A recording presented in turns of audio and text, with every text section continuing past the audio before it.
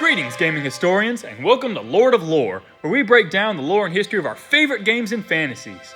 And today, we're returning to the world of Amalur to study something within the Fatesworn DLC that may have major implications for any future content. This comes from the faction quest, Church of the Unbound, a series of quests that may seem simple to perform, but in fact have lots of potential impact with the lore and context surrounding its existence. And before we begin, I'd like to apologize for my recent lack of uploads. Finals may not have been easy, but now I'm back and ready to dive into some more lore. Now fair warning, there are spoilers ahead. Let's discuss. As many of you are aware, the release of Fatesworn has had a major effect on Amalur, both as a game and as a story. While many were surprised by the sheer amount of content the expansion added and loved its new build customization, the ending has stirred quite a bit of confusion and controversy. After stopping one of Telogris' avatars from abusing the recent breaking of fate and plunging the world into chaos, the Fateless One is instructed to leave the land of Amalur to keep fate from being destroyed entirely, a voyage that the Fateless One agrees to take. Because the entire point of the main game is breaking free from fate, many fear that total predestination has returned to Amalur, and that the Fateless One's impact on Amalur's freedom has been erased.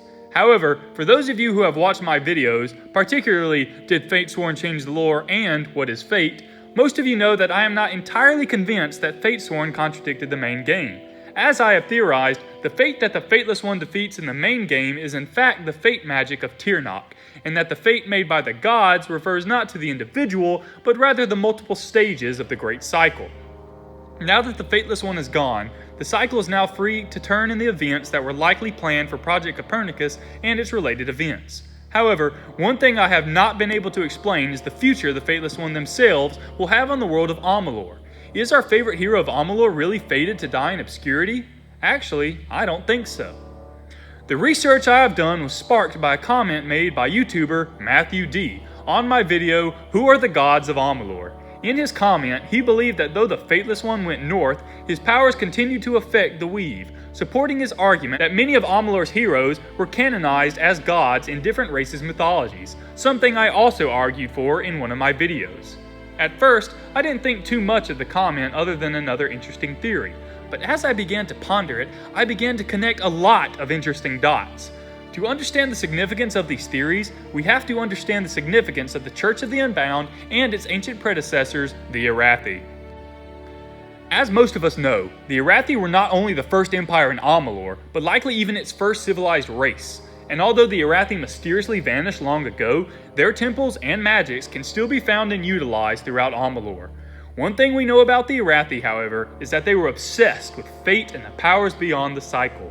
As I have theorized about the Arathi in my video on the dragons, the Arathi likely sought to gain power by traveling to other worlds and phases within the Great Cycle, something that was proven in the Fatesworn story when Telogris' avatar mentioned that the lands of Mithros were still lingering with the magic Arathi used to travel between worlds. But if we go back to the early quests of the main game, when the world still believed fate was a single predestined chain, we can remember the Codex of Destiny. This device, made long ago by many races led by the Arathi and even assisted by some early Fae, foretold that one day, a mighty hero would free the world from fate, something that is fulfilled in the actions of the Fateless One.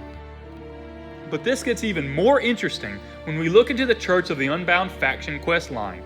During this quest, the Fateless One assists the priestess Lyenna and her followers in their efforts to study Arathi artifacts and establish a church dedicated to the Fateless One. These artifacts, including Lyenna's pendant and the Arathi monoliths scattered about Mithros, are similar to the Codex of Destiny and how they foretell of a hero that will free them from fate. The Arathi have long been obsessed with fate in the future, tampering with foreign powers and perhaps even freeing Tirnoch in the process. But the fate power they sought would not be fulfilled until the arrival of the Fateless One. Firstly, this entire questline undermines the fear that future Amalur games will be bound by fate once again. But there is something even more interesting to find here. At the end of the questline, though many members of the Church of the Unbound are slain, the Fateless One avenges and saves its remaining members, and the Church of the Unbound continues to stay strong and active even after the Fateless One's departure. Here is where my theory begins. As we know, in the canceled sequel MMO, Project Copernicus, players choose between two factions and fight over the fate of Amalur. But as its trailer explains, one of the major plot points is the Great Cycle and the effects it has on Amalur as it turns through its different stages. In fact, one line challenges the player to free themselves from the endless cycle. However, such a drastic achievement would require fate-changing magic, something that only the Fateless One could perform. And sadly, even before Fatesworn revealed that the Fateless One left the world of Amalur, other context from Copernicus implies that the Fateless One was completely forgotten in history, likely being covered up by Aelinshir's agency, who wishes to keep the existence of Tirnoch and the Fateless One a secret. With the Fateless One gone and his feats forgotten, it seems like Amalur is doomed to remain trapped in the Great Cycle. Except for one church that is devoted to honoring the Fateless One's legacy. That's right, gaming historians, it is my belief that in the future, orders like the remaining Fate Weavers, Aelinshir's agency, and many other magical orders who fear to break the world will do everything in their power to see the damaged cycle continue as the gods intended. But the people of Amalur have more than just a hero from the past. They have an entire church dedicated to the Fateless One and the legacy he left behind. The power to change and decide one's own fate.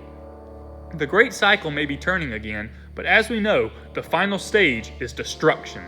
The Fateless One did his part in freeing Amalur from the destinies of Tirnoch, but if Amalur wants to avoid destruction, then it needs champions who are willing to resist fate.